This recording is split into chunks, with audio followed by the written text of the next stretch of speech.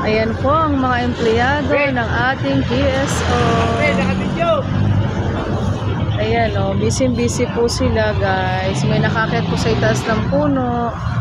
Ayan, pinaayos po nila yung mga sanga. Ayan guys, kakatuwa naman. Sila po yung mga kawani ng ating pamahalaang bayan.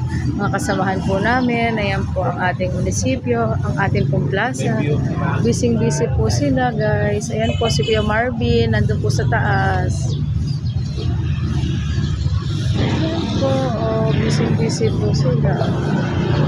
Antay lang po namin yung driver namin na may kinuha lang po kami dito sa GSO.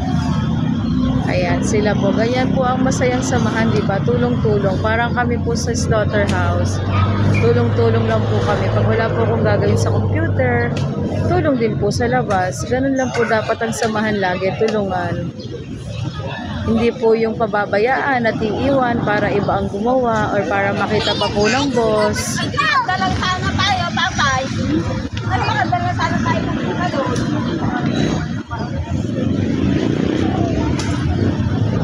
Ayan po, sila ating masipag, o, diba? Ayan po, o.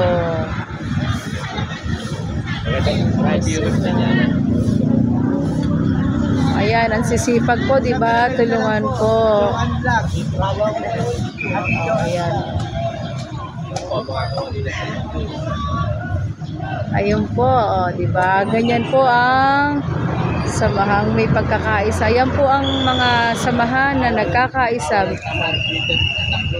Sabi nga po ng ating Pangulong BBM, walang puwang sa gobyerno ang tauhang tamad. O, diba? Ayan po, yung pong sa aming kasama sa workshop namin sa ARTA, Engineering and Citizens Charter. Walang lugar ang tamad sa gobyerno. Ayan po. Nakita nyo naman po, nagkakaisa po.